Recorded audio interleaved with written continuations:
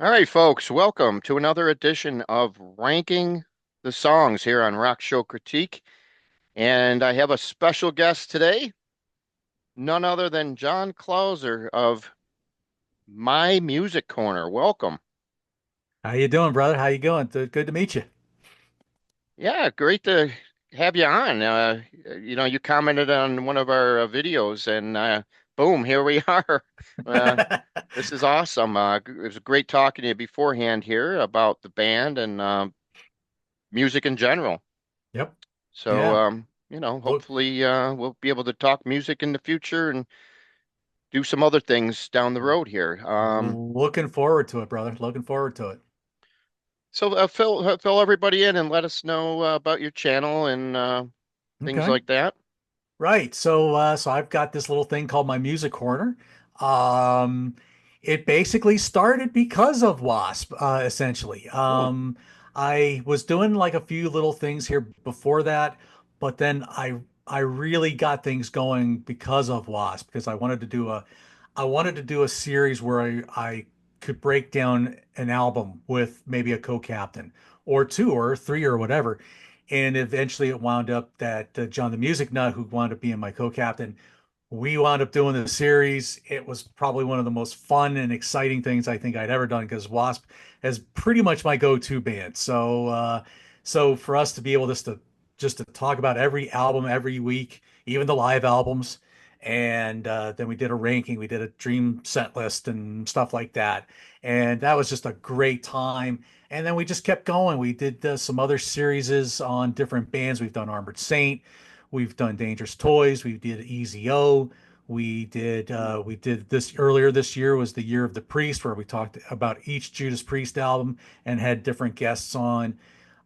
Twisted Sister, we did a series on them, and then now we're doing Accept. So we're having a guest for every album, every studio album for Accept. We had a different guest for every single episode. So that's been fun. All so right, uh, and we're nice. and so we're into the Mark Tornillo era now. So we're going to be winding that down. So, but we also talk about wrestling. We talk about other things and things like that. So we've been known to do all kinds of different things. And yeah, I've got a couple little side things I'm doing, some solo projects. I've got something called Mortification Monday, where I talk about this Australian thrash metal band called Mortification. They're not a really well known. It's kind of a Christian metal band, so that's not going to be in a lot of big circles, but that's a band I love. And then I started doing an album track ranking A to Z. So each week I'm taking on a different letter of the alphabet. I just started. So next week will be the show will be brought to you by the letter D. Right. So there you go. Sounds good. All right, so what we're going to do here is we're going to rank our top 10 favorite W.A.S.P songs in order, Mhm. and we're going to list three honorable mentions, which is what we're going to start with here. Okay. Did you want to give them a rundown of how you went about doing it on your end there? Yeah, so my way of doing this is probably going to be a little different than how most people will approach this. And I took every album and I took my favorite song from every album. And then I wrote all those down and I'm like, okay, how would I make a top 10 or 15 or whatever from that list? And that's how my list is going to come across. So it's you're not going to see two songs from the first album or two songs from Headless or two songs from Crimson or two songs from KFD or you're not going to get two of any of from any particular album. You're going to get something from every single album. With five exceptions, obviously, but that's how I approached it. Okay, very good. Well, you are our guest, so we're going to have you start off going through your top three honorable mentions there, if you'd like to start with that. Sure. Okay. All right. So my first of my this would come in at number 13, I guess, if you really wanted to be Hmm. technical about it. Uh, from KFD, My Tortured Eyes. Mm. Loved. There's something very sinister. There's a lot of sinister stuff about this album, but My Tortured Eyes would be probably the one that is like still has enough of the older Wasp feel without all the extra industrial stuff. Some of it's in there, but not as much, like say the Yeah. title track or other songs. Um, Next up, from Neon God Part One, The Rise, Asylum Number Nine. Great track. I just love that chorus. I love the gallop in that song. Whole Neon God thing is there's it's just such a deep story that's almost I don't get to listen to it as much because I want to take it all in at once. Hmm. But it's just not much I can listen to it all at one shot. But anyway, then the next last Live to Die Another Day from Babylon. Um, we kind of did a hashtag with this one. We call it a hashtag Happy Blackie, because Blackie really sounds there's a joy and a happiness about him on that album, and that is very encouraging. It was always a good thing for me to see. So that those are, yeah, some definitely. My Tortured Eyes is probably my favorite song off of that album. Um, I really don't have nothing else to say about that album. Really, it's a hard album to digest, you know. Tell me about it. But that is definitely the standout track in my estimation too. So we agree on that. And then I'm not really a big Neon God fan, but that one is definitely probably the best one on that one as well. So yeah, some good choices. Interesting, and that's what I like. You know, you bring up some choices that maybe I wouldn't even thought to look at. It makes me pay attention to those songs and see how, when you get somebody's expert opinion on it, sometimes it opens your eyes. Yeah, And sometimes. that's what I like about these things. Some of my other guests the same way. They throw out these tracks, and then you go ahead and go, well, I never really know that song. Well, give it a listen, and all of a sudden, boom, there it is. You go, wow, this is a great song. And then you can appreciate it more. So that's you can only listen to so much at one time. And you got as many CDs as I got there. It looks like there's just you couldn't even listen to them all in a year probably. No. You know what I mean? It's just crazy. But at least you have everything when you want to listen to it. Hmm. That's the main thing. Okay, so without further ado, my number 13 would be coming from Unholy Terror. The lead off track, Let It Roar. Love that song. Just a great song, great way to kick off the album. I think it's one of the best kickoff album songs there is out of the W.A.S.P catalog. And so that's my number 13. My number 12 would be Love Machine off of the debut. I didn't even know if this song was going to make my list, but it just eked out a couple other ones. So um, definitely a great song live. You really get into it when you get to see it live for sure.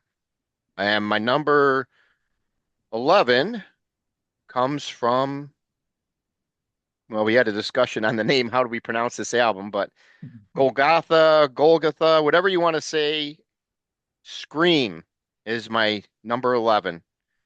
What a great way to kick off that album. And that's definitely, in my estimation, one of the most underrated albums of the catalog for this band by a mile. So I would that's agree. that's what you got for my honorable mentions. So now we're gonna dig into your All 10 and right. 9. Yeah. 10 and 9. Okay, so my number 10 from Unholy Terror here. I'm going with Charisma. Ah.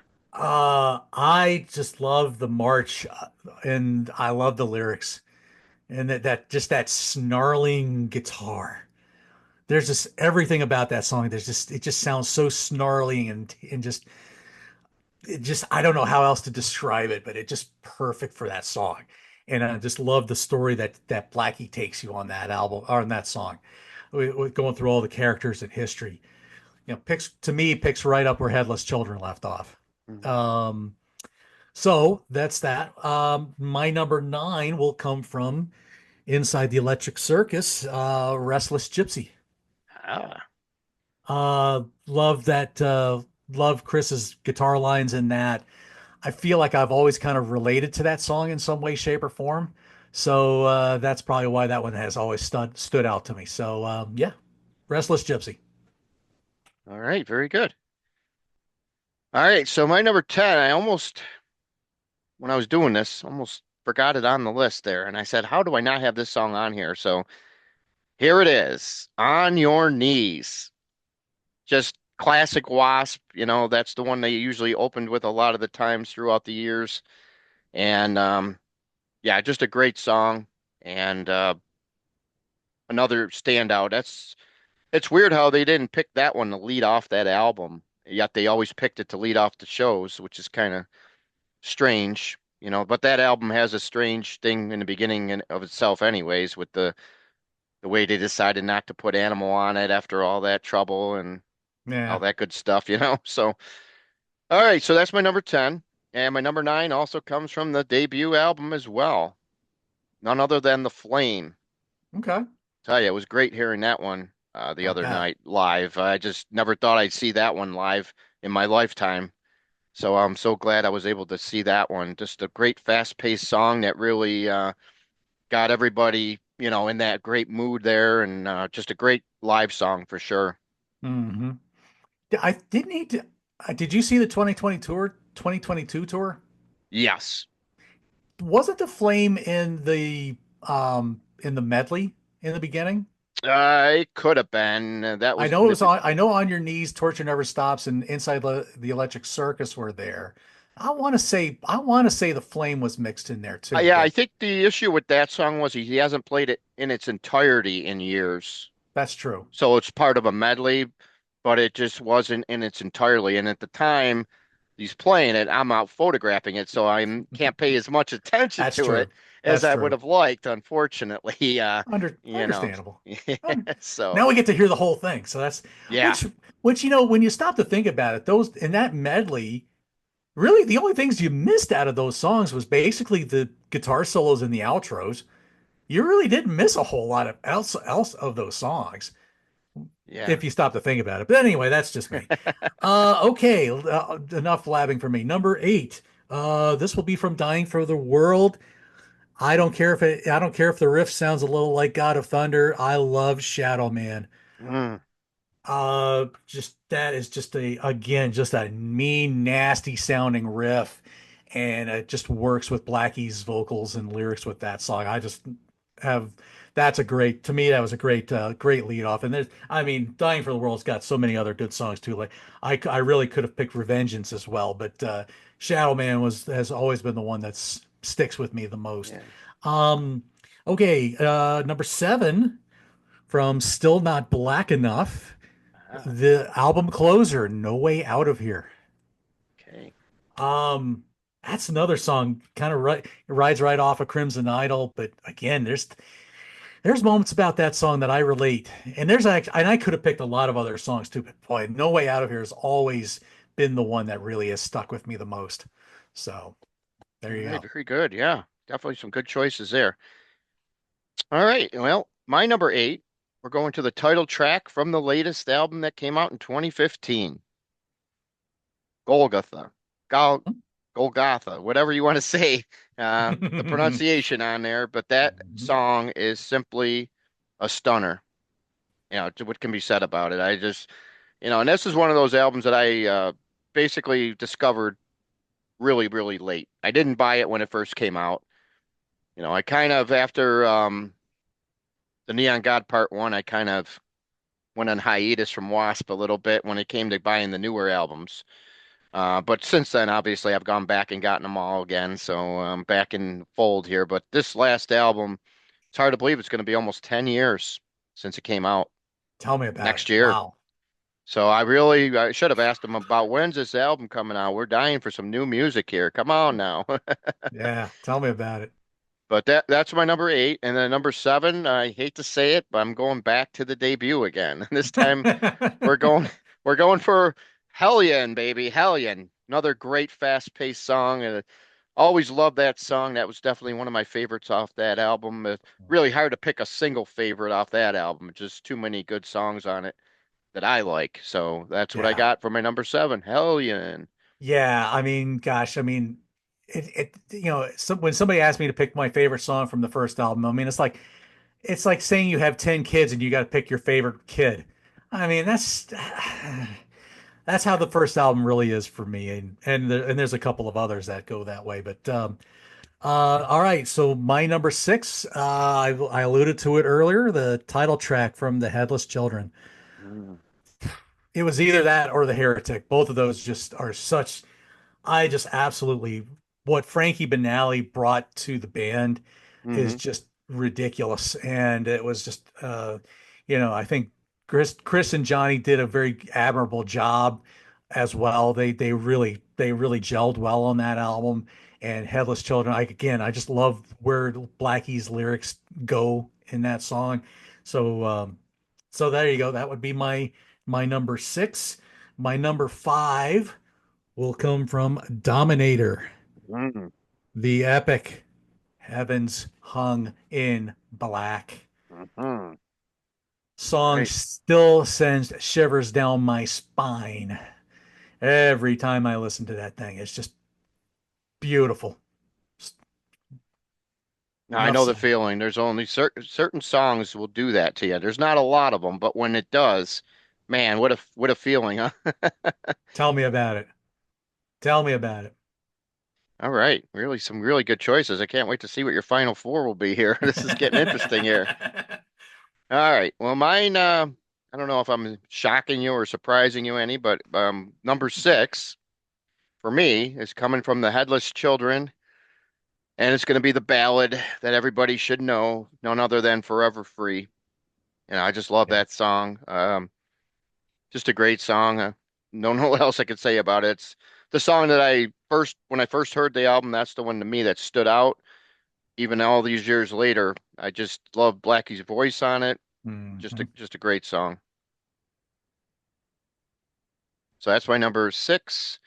And my number five, we're going to pick up the pace a little bit and we're going to go back to the last command. And that's going to be for none other than the lead off track, Wild Child. So that's another one of those great songs. That's the one thing I always liked about Wasp is they always started their albums off with the perfect song, most likely than not. Usually it was a fast-paced song in the older days. Mhm. Um, just simply great how they always came up with decided they definitely always seem to pick the perfect opening song for most of their albums. And that one they definitely got that one right in my estimation with Wild Oh yeah. Child. I would concur with that.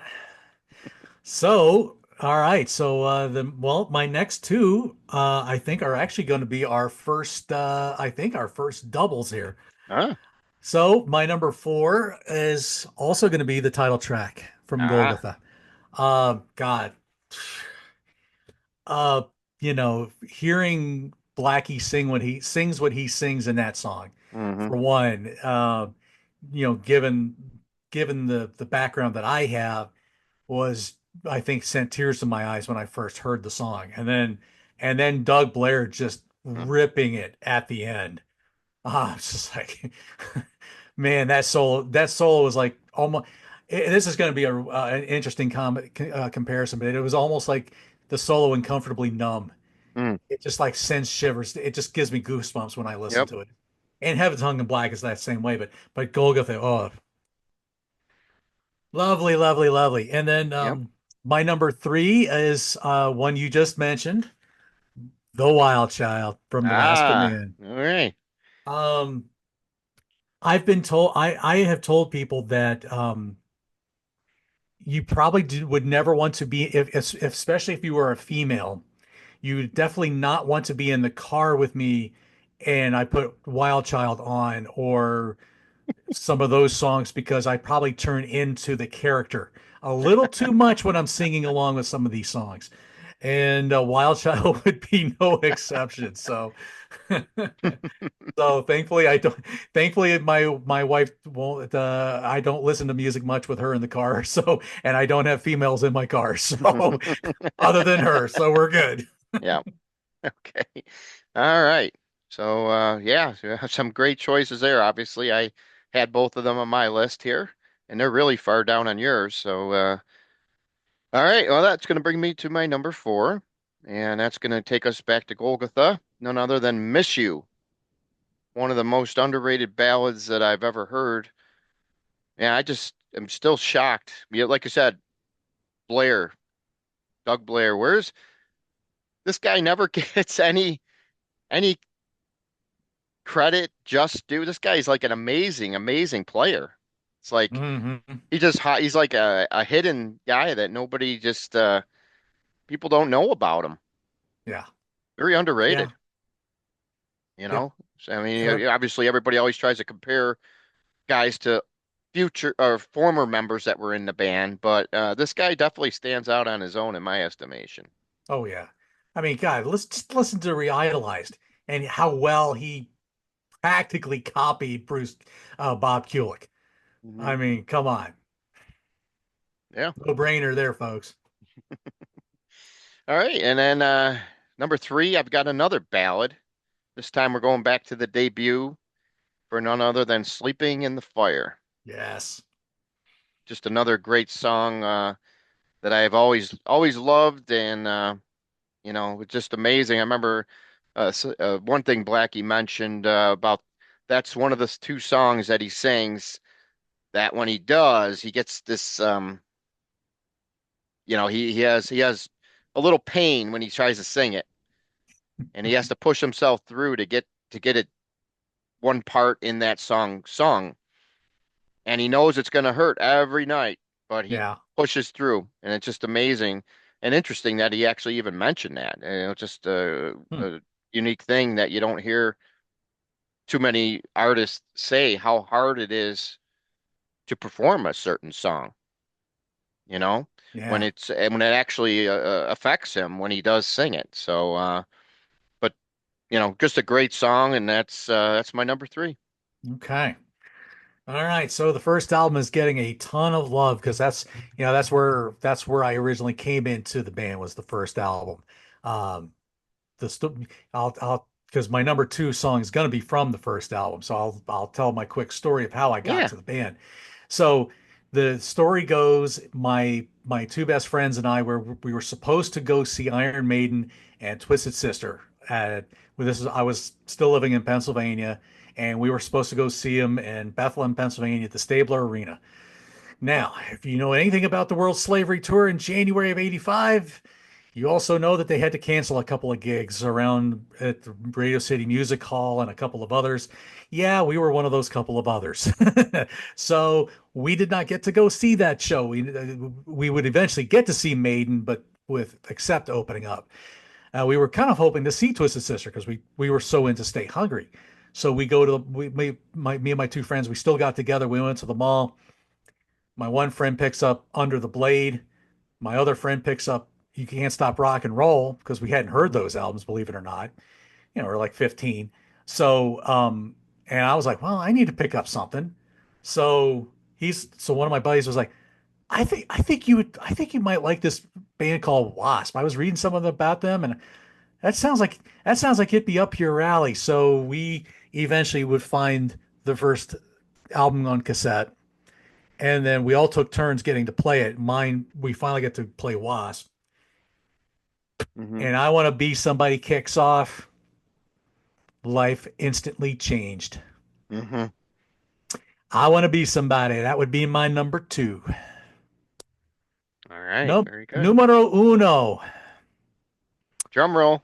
Ah, Doug Blair got to do a solo spot with this on the 2022 tour, where Blackie and Mike kind of walked off the stage, and they just went off for like 5 or 10 minutes on doing a guitar solo at the end of it. From Crimson Idol, yes, that's a signed copy. The Idol. Hmm. I love the Crimson Idol so much. I just relate to the story a little bit. The Idol is a song that just resonates so deeply within me. So I was happy I got to see that on the 2022 tour. I'm trying to be spoiler free, folks. Don't be messaging me saying, "Hey, they did it at this tour." Please don't tell me. I don't want to know.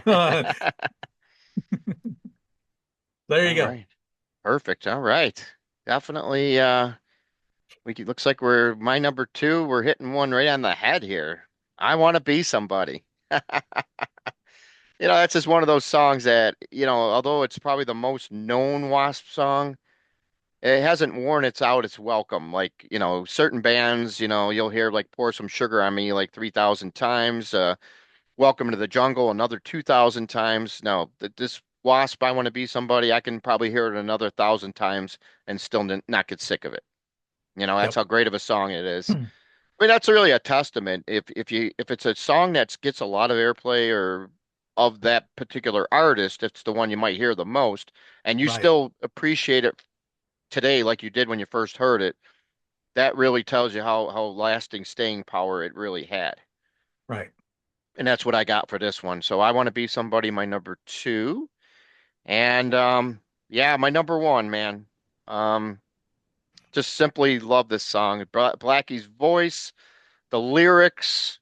Um, it's weird because I didn't get this album when it first came out. I ended up getting Greatest Hits, and on Greatest Hits, this song lies. And I said, "Wow, where's this song?" Because I didn't have the album, so I wasn't too familiar with the song at all until I played the Greatest Hits album, and then I said, "Wow, I got to get this album that it came on." And of course, we're talking about the album is Crimson Idol, and the song is "Hold On to My Heart." Ooh. That song just got to me big time. I could not believe. I go, man, what a great song! And here I am. I don't even own the album that it came in on initially. And of course, once I got the Crimson Idol, I went right out and definitely what an album. Just great. That song is definitely probably that to me. I just love everything about the song, and I feel it's his greatest song that he's ever written at this point. Yeah. Just with the lyrics and everything else. So that's what I got there. Number one, Hold On to My Heart. Yeah, what a wonderful ballad, man. Of all of if I had to rank his ballads, gosh, I mean, Hold On to My Heart would certainly be up there. Keep Holding On would certainly be up there. Um, Breathe, I mean, gosh, Yep. man, there's just, I mean, on and on and on. But I mean, he didn't quite do anything that tender after Still Not Black Enough. If you really want to be picking Hmm. hairs. The tenderness would come more in stuff like, say, a Heavens Hung in Black or a Golgotha, but more of a power not so much a acoustic ballad like those. Hmm. But yeah, great song, great song. Love that. All right. So there you have it. Our top 10 Wasp, along with three honorable mentions. And man, this was fun. Glad. Thank you Yeah, once again for coming aboard and helping us rank these songs. Just absolutely. great time here, and glad we were able to do this together here. And if you want to plug your channel one more time here before we Yeah, go man. here. Yeah, man. Go check us out at my music corner. My music corner. Like I said, we're getting toward the end of a series on Accept, where we've been going through each album, and then usually that's been like a panel show. I've got my good friend John the Music Nut from the Music Nut program, another great channel to go check out.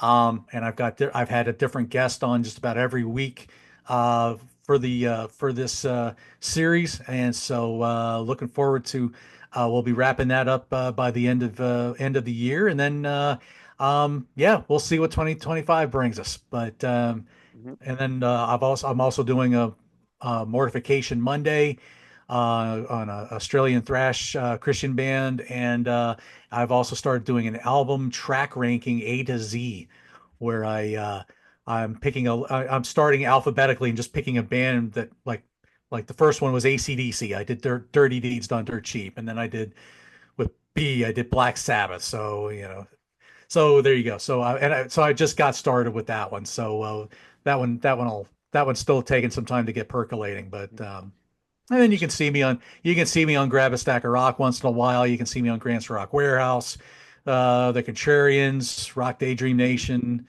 my music state from my good friend Jake, not from State Farm. Did something with him just recently. So there's all kinds of places you I'm like a bad penny. I seem like I turn up everywhere in some way, shape, or form. All right. Well, it was great having you on, and Yeah, man. hopefully we'll see you down the road for another episode of something in the near future. Absolutely, Joe. Thank you. Thank you so much. You're welcome.